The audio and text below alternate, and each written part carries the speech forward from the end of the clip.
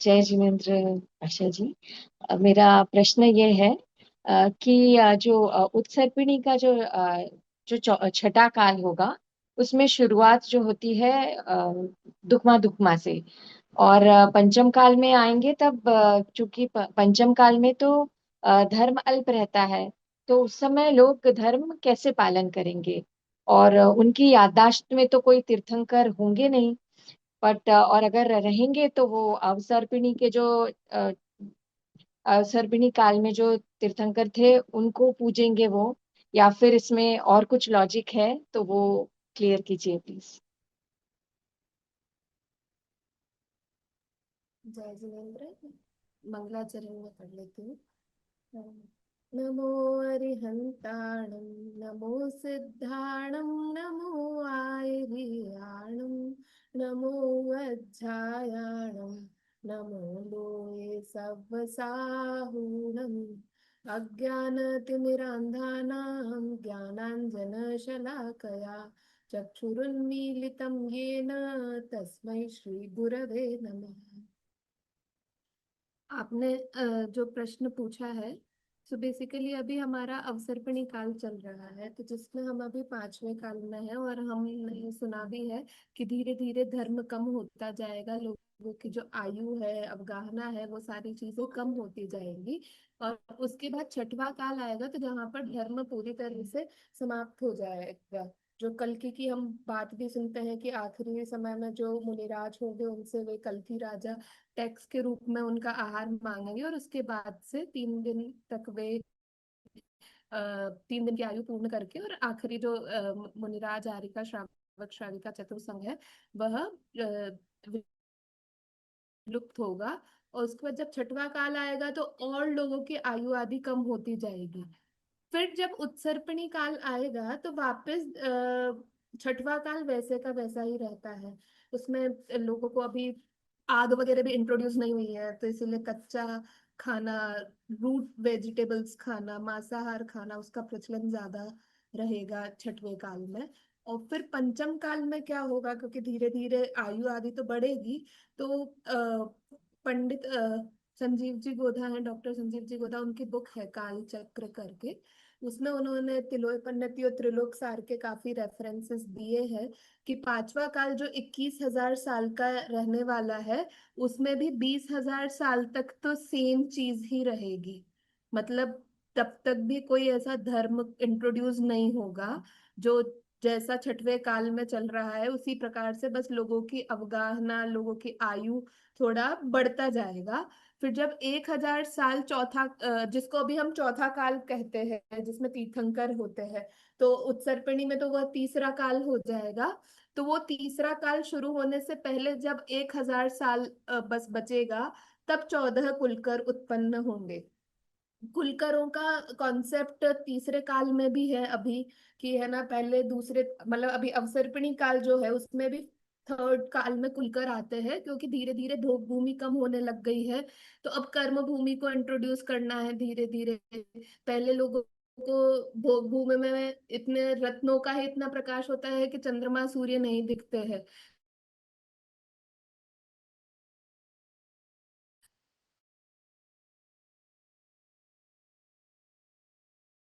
अ, मेरा कनेक्शन गड़बड़ है तो कि जैसे ही चंद्रमा सूर्य दिखते हैं, वो घबराने लग जाते हैं, जैसे जैसे प्रकाश मंद होता है तो कुल तो। मेरी आवाज क्लियर नहीं है क्या? बीच में मुझे नहीं आ रही थी या सभी को नहीं आ रही थी? नहीं, ब्रेक वो हुई थी। रुक गया था नेट। वहां तक हम्म। सुना था हमने कि वो सूर्य चंद्रमा की जरूरत नहीं। हाँ, तो जैसे अभी भोग भूमि से हमने कर्म भूमि में ट्रांजिशन किया है, तो 14 कुलकर आए और उन्होंने हमें एक तरह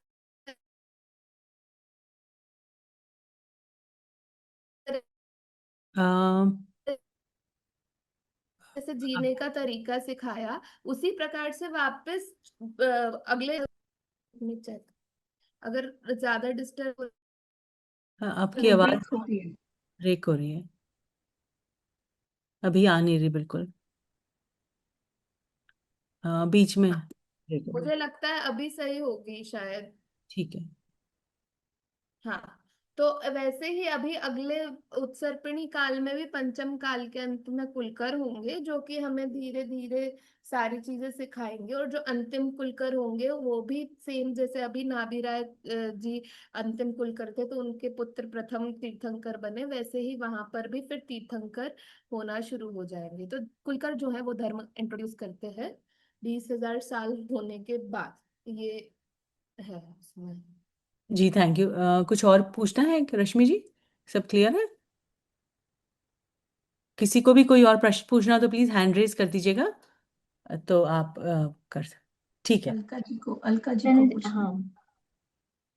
हाँ, हाँ पूछिए। आप आप अनम्यूट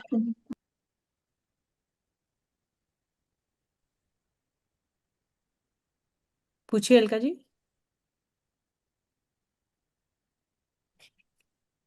शी गॉट डिस्कनेक्टेड।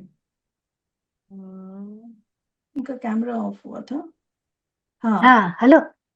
हाँ जय जिनेन्द्र दीदी, जैसे आपने जैसे कहा कि पंचम काल के अंत में जब 20,000 वर्ष तक तो छठे काल जैसा ही चलता हाँ है ना? फिर उसके बाद जब 1,000 वर्ष बचते हैं तो आपने कहा कि उसमें कुलकर पैदा होते हैं क्या? हाँ कुलकर होंगे।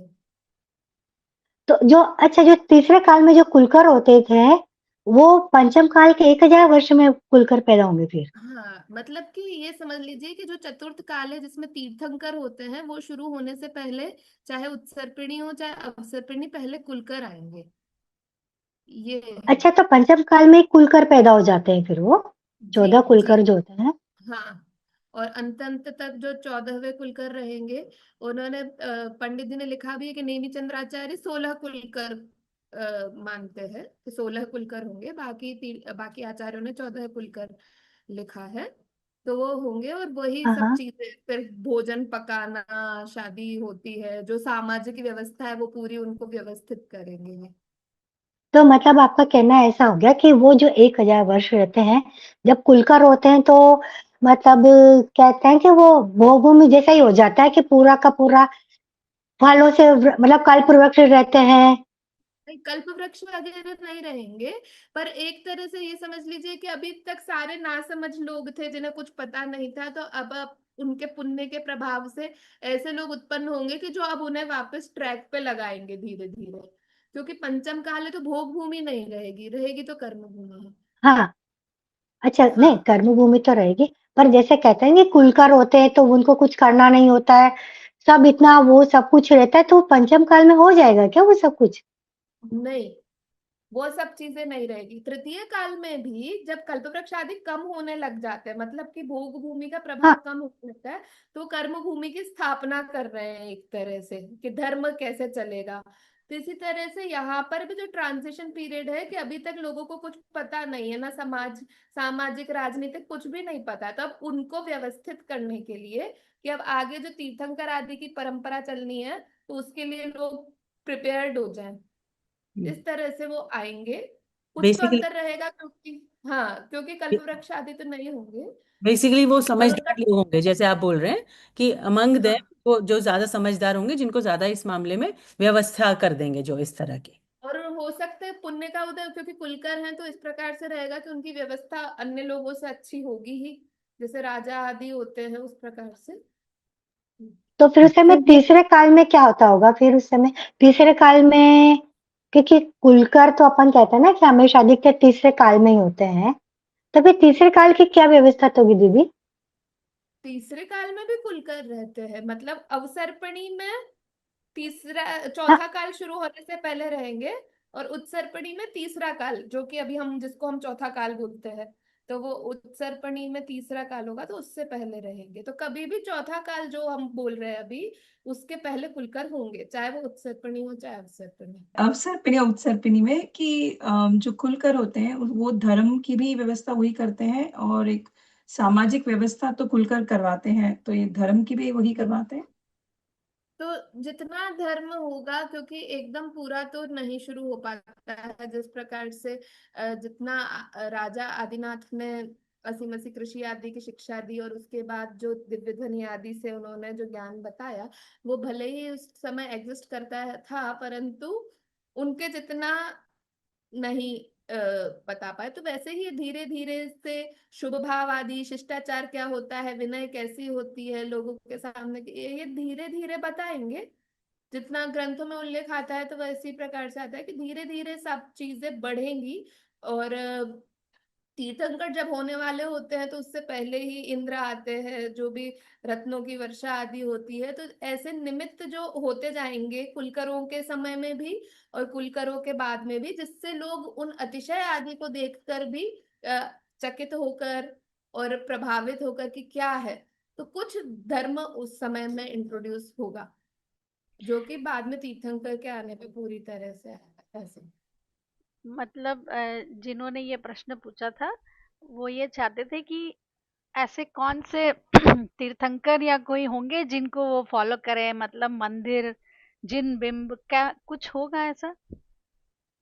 अब ऐसा एक्चुअली लिखित में तो कहीं है नहीं कि कोई ग्रंथ में प्रमाण रूप में ऐसा लिखा हो, पर अज्यूम हम कर लेते हैं कि जो अभी मंदिर आदि है, तो अभी भी बहुत साल पहले अपन बोलते चतुर्थ काल की प्रतिमा है ये, या फिर इतने साल पुरानी, तो हो सकता है कि कुछ उस टाइम पे भी एक्सकवेशन वगैरह हो और उसमें कुछ लोगों को पता चले और किसी से पूछेंगे कि ये क्या है, तो कहीं उन्हें होगा, परंतु ऐसा कुछ लिखित में नहीं मैंने अभी देख पाया। जितना मैंने देखा था, कहीं होगा भी तो फिर देख के मैं बता पाऊंगी। जी थैंक यू दीदी। Thank you. एक प्रश्न मेरा भी है कि जब छठा काल जब समाप्त होता है और प्रलय हो जाती है, उसके बाद जब वापस उत्सर्पिणी का जब प्रारंभ होता है, तब कहते हैं ना कि धर्म की शुरुआत होती है। पर तब तब भी तो कुछ धर्म नहीं होता है, तो फिर ऐसा क्यों कहते हैं कि अब धर्म की शुरुआत हो गई? अब धर्म की मतलब कि अब छठे काल में तो नहीं ही होता है धर्म, ये तो हमने सुना ही है। बस हाँ। ये है कि कुछ जो श्रावक श्राविका आदि रह जाते हैं, परंतु वेट,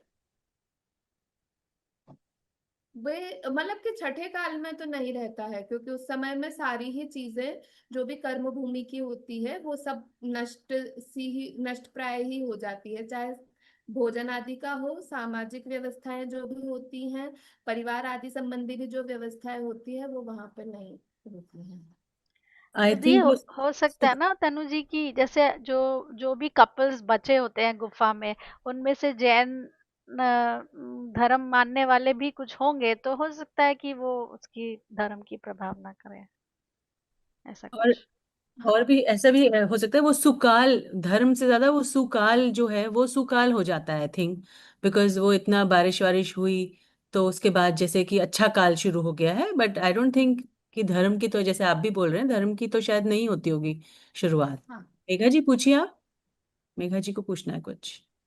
क्योंकि कुछ बेसिक नीड्स ही नहीं खत्म हो रही है, तो फिर धर्म को कैसे, मतलब पूजा पाठ कैसे? हेलो। हाँ पूछिए। देखो मैं जय एक जिनेन्द्र दीदी, सेकंड मैं सिर्फ मैंने इसमें ऐड करना चाहती हूँ, मतलब जितना मैंने और विद्वानों से भी पूछा ये क्वेश्चन, कि मुझे भी यही लगता था कि जो जोड़े मतलब जो 72 जोड़े वो शिफ्ट करते हैं सिक्स, मतलब पंचम छठे काल में, छठे काल से दूसरे काल में, और उत्सर्पणी में, तो वो धर्म तब जैन धर्म नहीं रहता है एक्चुअली। वो मतलब बस ये कि वो सदाचार वाले रहते हैं, लेकिन वो अग्नि भी नहीं रहती, ये नहीं रहती है, तो वो खाते पीते तो सब वैसा ही है। बस ये है कि उनकी कषाय थोड़ी मंद रहती है, लेकिन धर्म नहीं रहता, और कोई भगवान को नहीं मानते वो। जब क्योंकि अवसर्पणी और उत्सर्पणी में दोनों में डिफरेंस है। मतलब अवसर्पणी में जब कुलकर रहते हैं वो पहले से कल्प वृक्षों को देखते हुए आते हैं, और अभी जब कुलकर होंगे तो ये कल्प वृक्ष देखेंगे नहीं, लेकिन दोनों ही अपनी व्यवस्था ही बनाएंगे बस। कि मतलब जो श्रावक आएंगे उनके लिए व्यवस्था जो बन रही है ना वो बनाते हैं कुलकर। ऐसा जरूरी नहीं है कि कुलकर के टाइम पे हो, जैसे रश्मि जी ने पहले एक बार लिया था ना कि कुलकर, हर एक कुलकर अलग अलग मतलब वो किया था कि बच्चे हुए तो उन्होंने देखा कि अरे बच्चे भी होते हैं, नहीं तो बच्चे नहीं देखे थे, तो ऐसे धीरे धीरे वो बढ़ता है बस। मतलब उसमें भगवान नहीं होते, भगवान तो पहले जो होंगे वो महापदम ही होंगे, और उसके बाद ही धर्म का वो होगा। मतलब कोई ऐसा वो लोग मानते नहीं है, बस ये कि उनकी कषाय मंद रहती है। और देखो अभी मैंने ये बुक वापस खोली है, काल चक्र ही, तो उसमें यही लिखा है कि है ना, अवसर्पणी काल के अंत में 49 डेज तक तो कुवृष्टियां होती है, फिर उत्सर्पणी काल जब शुरू होता है तो 49 डेज तक सुवृष्टि होती है, अच्छी वृष्टियां, मतलब कि पहले दुर्गंधमयी वृष्टि होती थी, अब सारी चीजें ठंडी ठंडी अमृत रस आदि से, जिससे पृथ्वी शीतल हो जाती है।